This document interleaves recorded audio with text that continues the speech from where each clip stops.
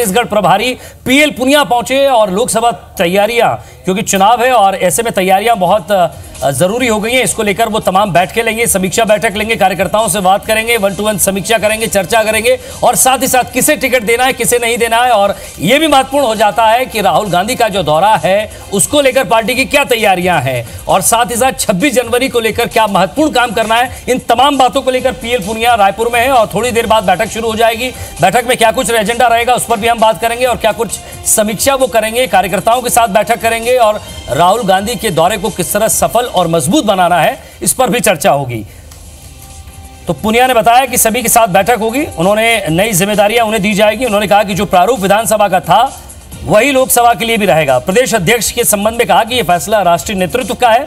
राहुल गांधी के दौरे के विषय में पुनिया ने कहा कि 28 जनवरी के लिए उनका दौरा प्रस्तावित है और इस दौरान नया रायपुर में बड़ी जनसभा को संबोधित करेंगे और धन्यवाद रैली भी निकाली जाएगी।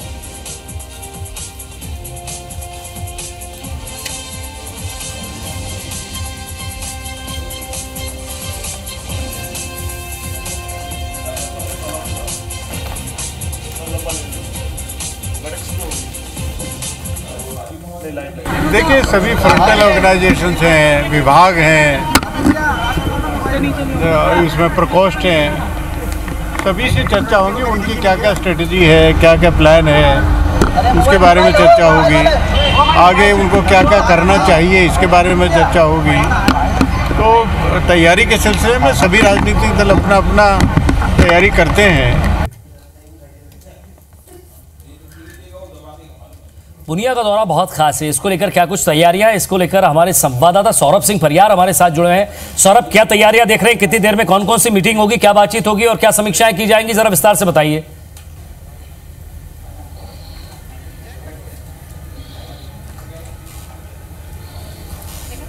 देखिए, प्रदेश कांग्रेस प्रभारी पीएल पुनिया अभी जो राजीव भवन में है और लगातार बैठकों का दौर जारी है।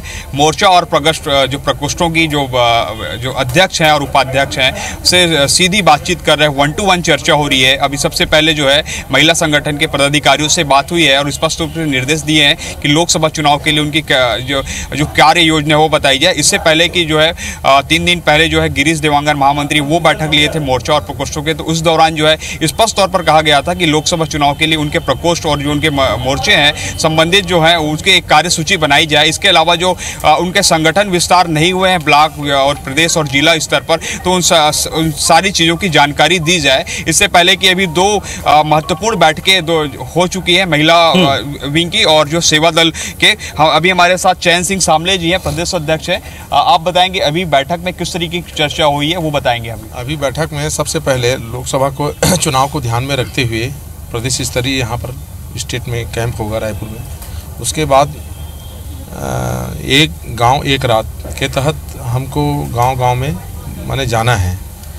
उसके बाद में तीसरा प्रोग्राम यंग ब्रिगेड को यहाँ तत्काल माने यहाँ पर जिले स्तर पर और ब्लॉक स्तर पर खड़ा करना है। इस तरह से सेवा दल के जो कार्यक्रम हैं, राष्ट्रीय ध्वज के उसका माह के अंतिम रविवार के दिन हमको माने प्रत्येक जिलों में और मुख्यालयों में और राजधानी में हमको इसको राष्ट्रीय ध्वज बंधन के कार्यक्रम को संपादित करना है। विगत सालों से पहले माने ये काम चले आ रही है, ये राष्ट्रीय ध्वज बंधन का कार्यक्रम।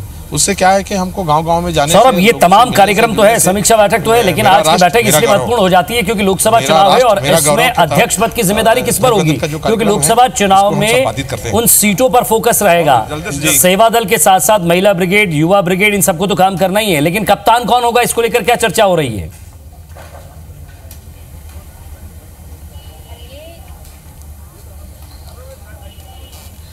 बिल्कुल, देखिए अभी प्रदेश अध्यक्ष कौन होगा या छत्तीसगढ़ प्रदेश कांग्रेस कमेटी के कैप्टन कौन होंगे, इसको लेकर भी चर्चा नहीं हुई है। एयरपोर्ट में पीएल पुनिया से हमने सवाल भी पूछा तो उन्होंने स्पष्ट तौर पर कहा कि ये आला कमान का निर्णय होगा कि अगला प्रदेश अध्यक्ष कौन होगा। उन्होंने स्पष्ट तौर पर कहा है कि इस पर अभी फैसला नहीं हुआ है। हालांकि कल जो टी.एस. सिंहदेव हैं, जो कैबिनेट मिनिस्टर हैं, उन्होंने अपनी व्यक्तिगत जो निजी राय दी थी कि उन्होंने कहा था कि संभवतः लोकसभा चुनाव से पहले कोई प्रदेश अध्यक्ष नहीं चुने जाएंगे। हालांकि उन्होंने कहा कहा था कि उनकी निजी राय है।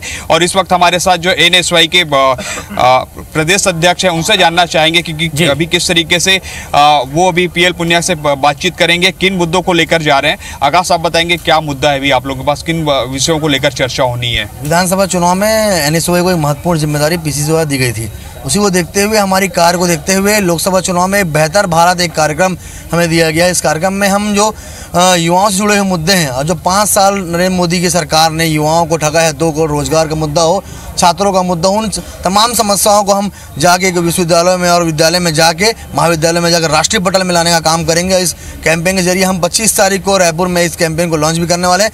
हम प्रदेश के महाविद्यालयों में जाएंगे और जो युवा वोटर है उसे कांग्रेस की तरफ जोड़ने की बात करेंगे। अभी आप लोगों की बैठक हुई कि नहीं हुई है बताएं। अभी 5 मिनट के अंदर हमें एक्शन प्लान बनाने के लिए कहा गया था। 2 दिन पहले मीटिंग में हम जाने वाले हमारे NSY के पदाधिकारियों के साथ की, और हम लोकसभा चुनाव हमारा एक्शन प्लान क्या रहेगा इस पे हम लोग जाके PL पुनिया से चर्चा करेंगे और अपनी जानकारी देंगे संगठन की कार्यविधि के बारे में।